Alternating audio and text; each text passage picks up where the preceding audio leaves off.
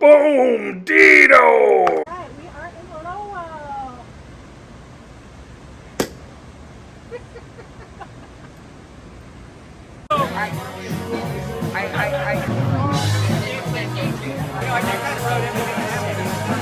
And there will be like roots.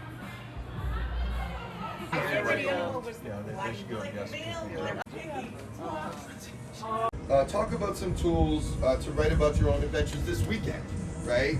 And in the future, right? But really, I wanted to give everybody a notebook and a pencil so that you can put it in your bag and you're going to see and hear a lot of things this weekend.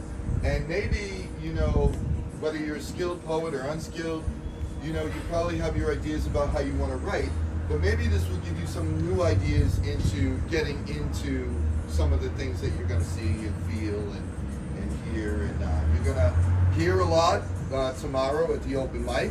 It's going to be all sorts of different styles. There'll be eulogies, there'll be poetry, there'll be jokes, there'll be prose. So hopefully anything that you write today, maybe you can craft overnight and have ready for the open mic tomorrow. Have been with us tonight if he could be. Please take a moment to think about Alan because we love him so. Say hello to Alan in heaven.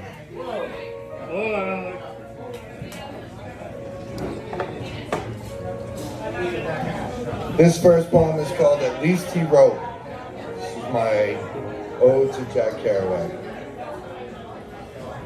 He wrote a play about a gray day in May. He wrote the second act, an epitaph on her behalf.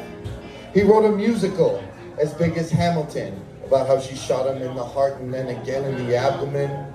He wrote a long song about how love moved along, and then a symphony that vividly, dizzily sings his loss in a trilogy. He wrote prose on scrolls and scenes on screens and bottled notes. He set afloat about now being a libertine.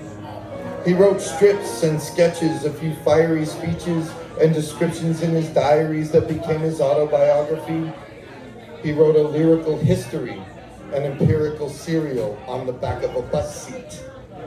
He wrote articles on particles and essays on faith, love letters to goddesses and an odyssey of fate. He wrote verses and curses about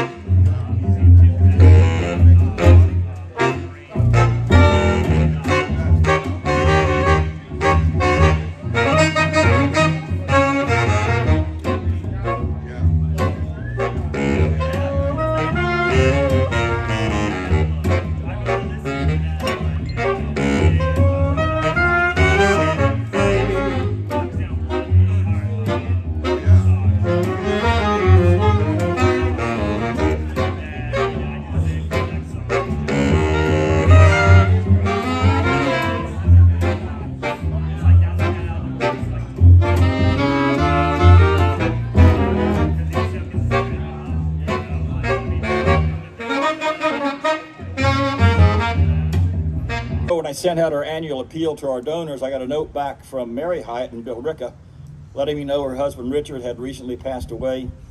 She sent a donation to LCK in his memory as Richard had wished. I was very sad to learn this.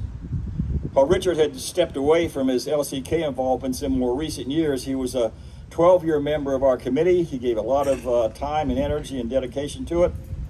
And I had to say, Rich was one of the more eclectic individuals I ever knew. He was a retired Marine colonel, 29 years of service that took him to various parts of the country. He was very proud, rightly so, of his service to his country in the Marines, and he often wore his USMC cap. Kerouac tour of one of the stops being right here where we are now, with a young man for whom Spanish was his primary language. Rich came along to do the translating, which made things a lot easier for me and, more importantly, easier for the guy.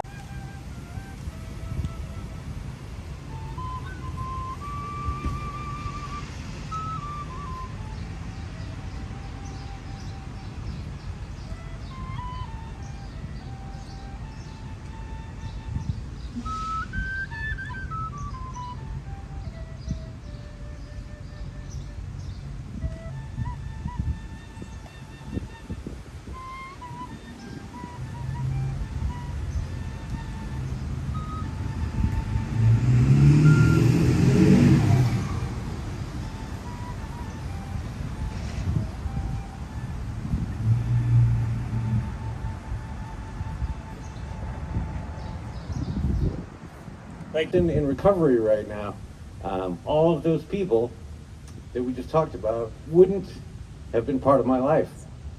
That's a pretty amazing thing. So anyway, to start, I'll give you a little bit of background about how this particular little speech came about.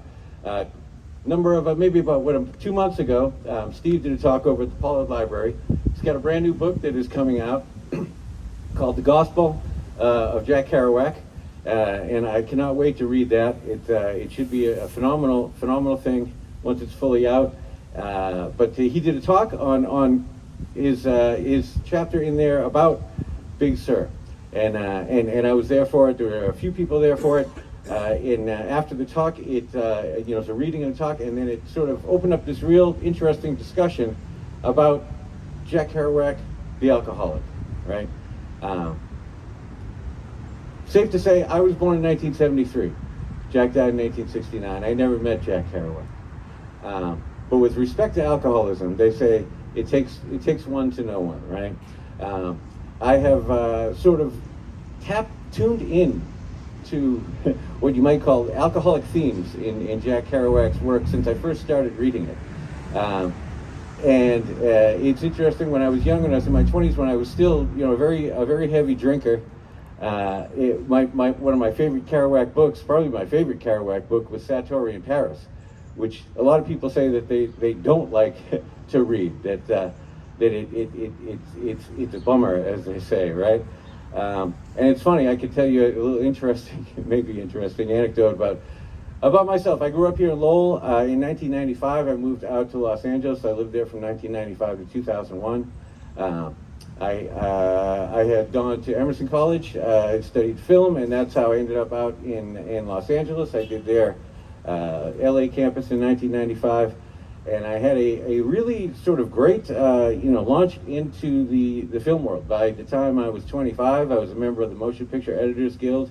I was a visual effects editor. I was working on one picture after another, and everything seemed to be going great, except that I was really crumbling down inside.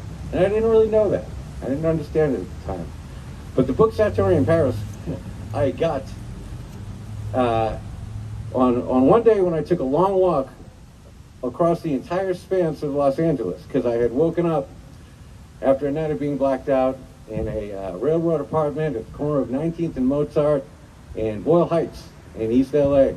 And I didn't even know how I got there. And I woke up about 6 a.m. or whatever, the sun was coming up, and I just went out and I walked all the way back to my house in Venice Beach. And if you've ever been to Los Angeles, you know that's a pretty long walk.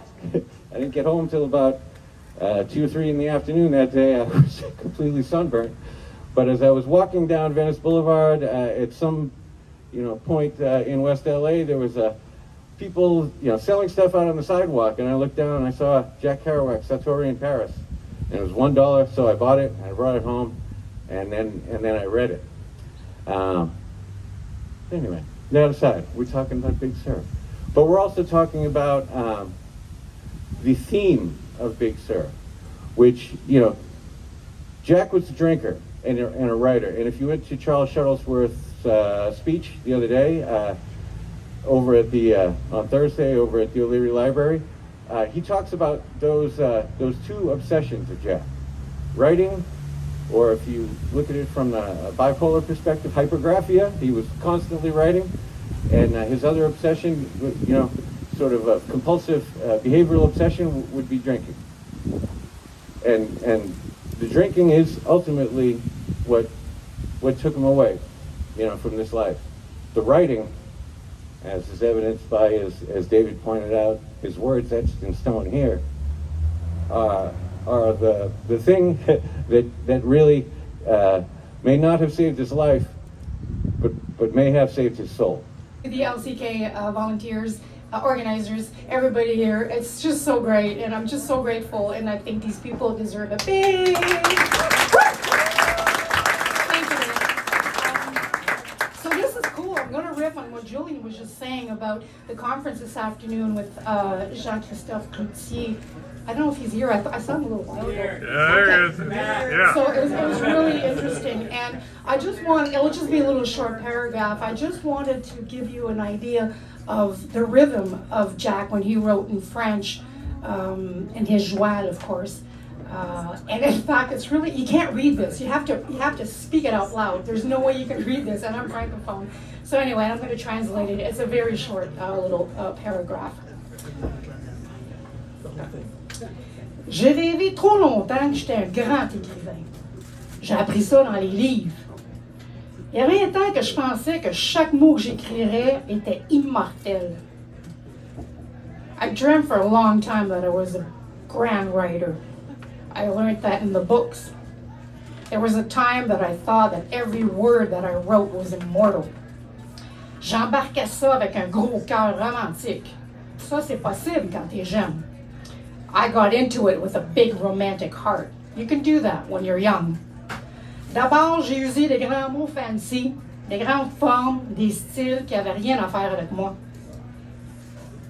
First, I used big fancy words, big forms, big styles, nothing to do with me. Quand j'étais un enfant en Nouvelle-Angleterre, je mangeais mon supper sur la table, je m'essuyais la gueule avec la guenille de vaisselle, fini, je sortais.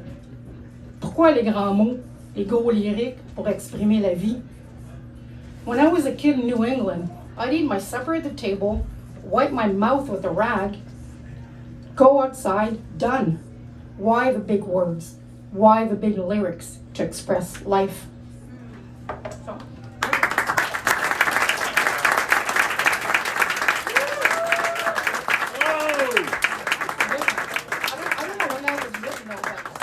What period of his life, but anyways, the last little thing I'm going to do is from a book I think we're going to try to print this year. It's from my friend Philip's poems and paintings, and it's a very special book. I probably won't find. Oh, here we go. Yeah, so this is a painting. I see Kevin here. So this is something that Philip had done. Kevin and Renee here at the Worthen, and yeah. Anyway, it's about life and love, loss, death,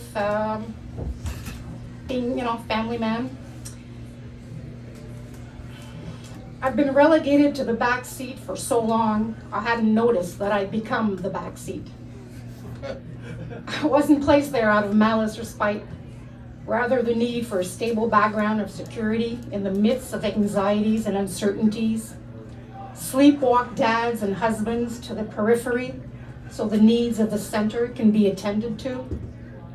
Neglect is subtle and corrosive, eventually disfiguring love, whose caricature is at risk of being mocked and devalued, which diminishes truth to a point when you ask yourself, if this serves your soul, how much deprivation is enough, but it is never enough for the center. As the spring needs and the autumn falls, the suffering cycle is bottomless, and chained to the ruling passions that demand a voice. If neglected, you will find your shadow whistling next to a named grave with the epitaph, "Neglect is subtle and corrosive, and eventually disfigures love." Thank you.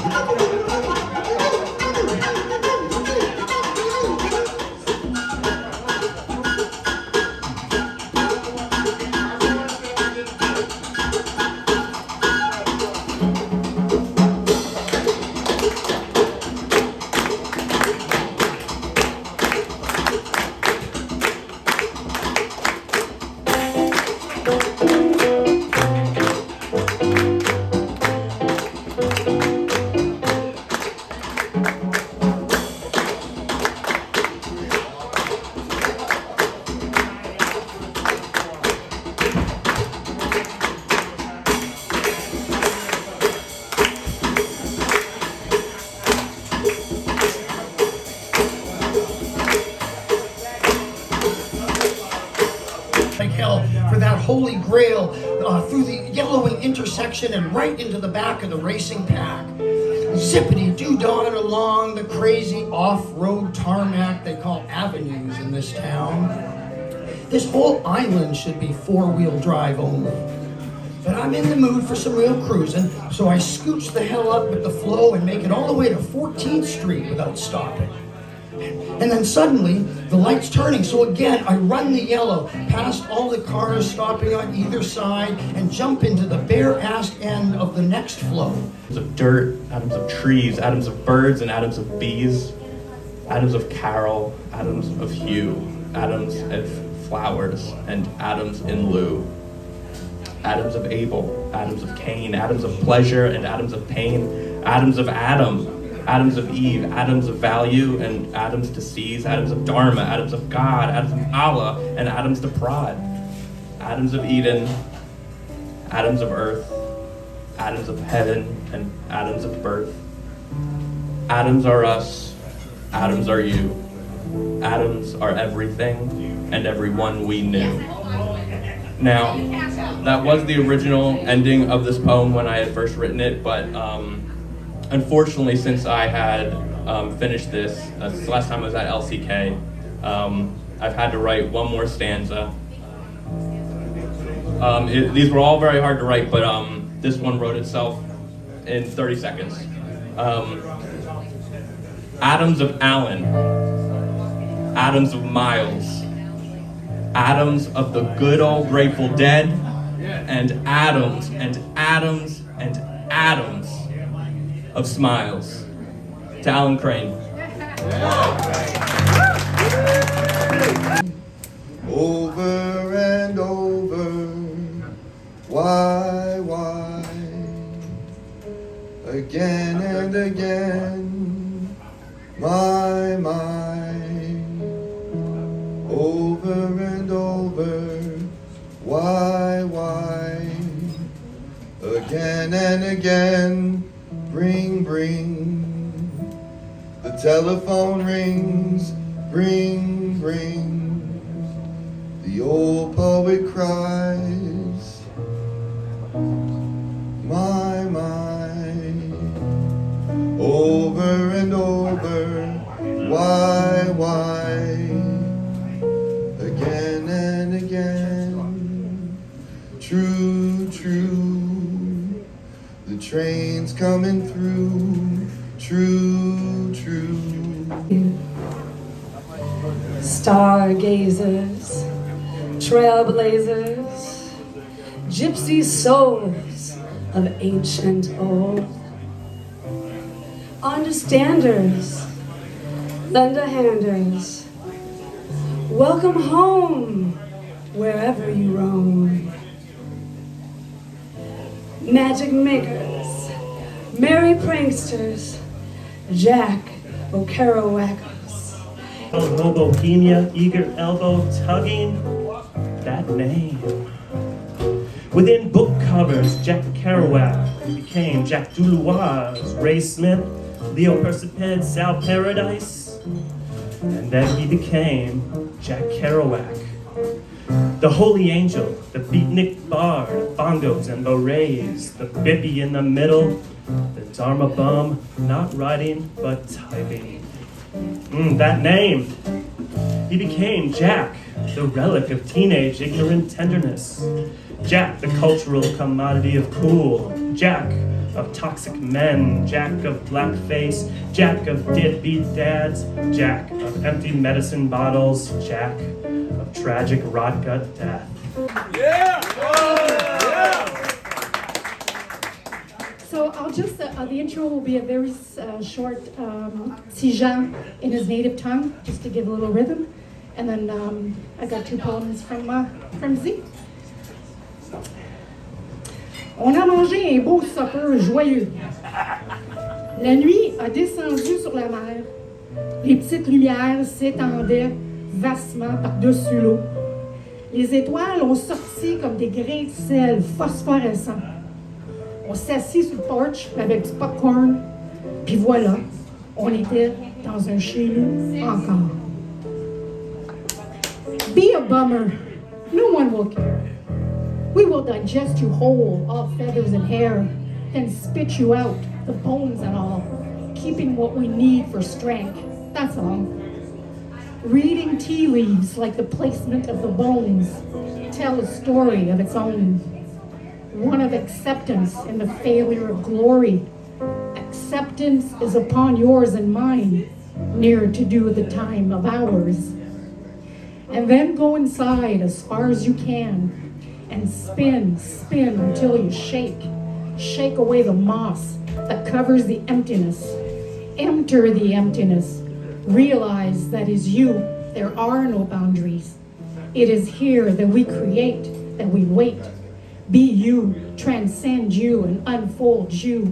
Spin until you are flat, and back, the other way, like the second half of the day. Spin again until we reach the invisible ground from which you teach, building up the same moss again, so that we may see you inside invisible skin. The eternal reverie of being human. Out of mind, out of my pants, out of time, no time to dance, out of cereal, out of glance, out of flavors, out to prance, keep the band going. Thank you. Wesley was up before the sunrise for his next watch. The bowsman told him to do something around the deck, so Wesley picked up a broom and went around sweeping. No one was around. The sea was rougher that second morning out. Its swells less smooth and more aggravated by the wind that had picked up during the night. Wesley went topside and watched the smoke fly from the funnel in ragged leeward shapes. He began to sweep along the deck, still dull with sleep and not able to sweep. In a graceful mess of synaptic calculations, in a big bang boom and a bring song bee, in a spodiote poem of tranquility.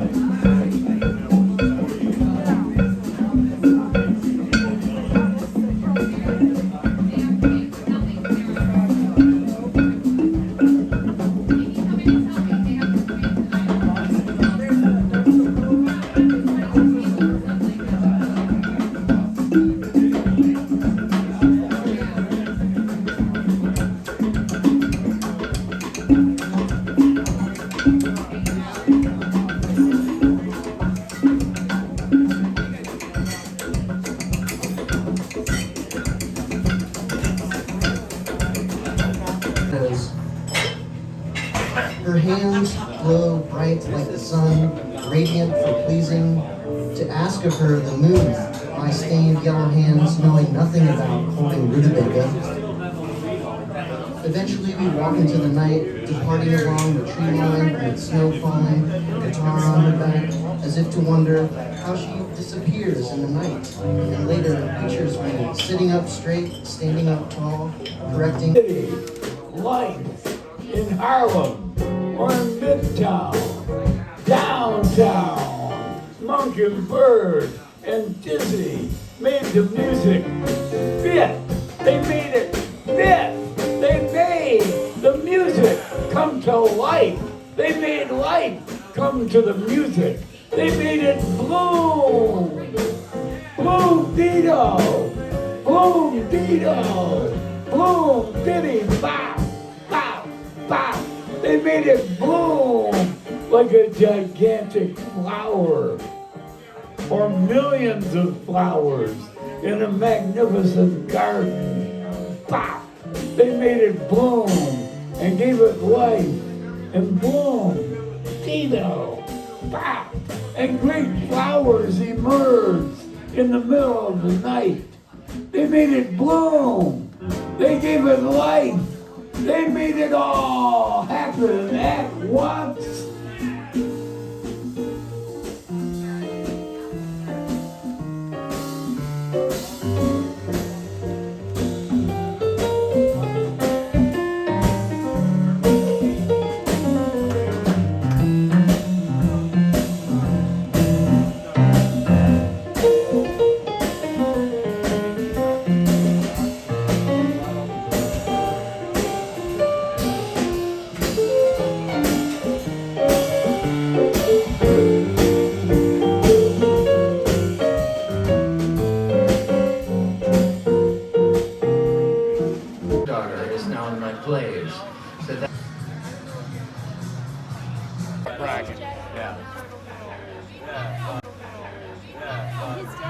Since she was a kid, about 1990. That's not fun.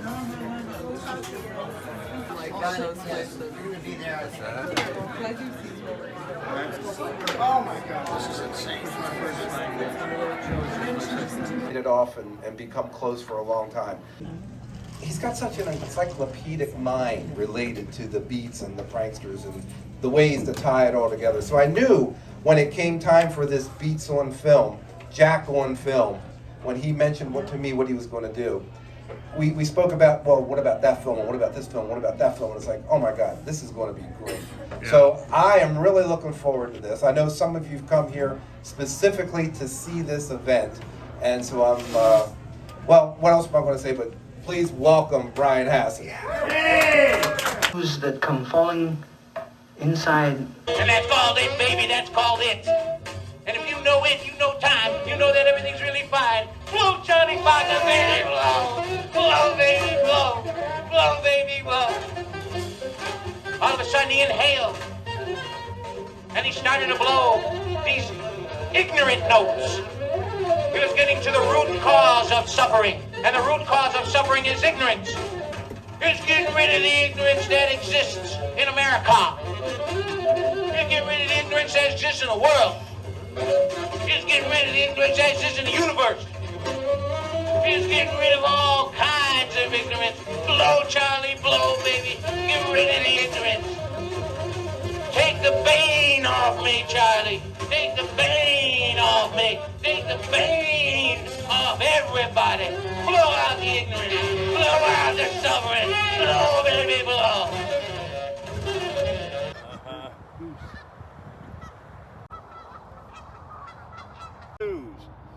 And it's the same thing. We done? Gubba! You got Jack your coccyx. We're gonna do what on vacation? Let me get another. Okay. Performance. He wanted everyone to. Yay, pranksters. Brian Hassan. I never met a camera. And some days life just gets tired of living.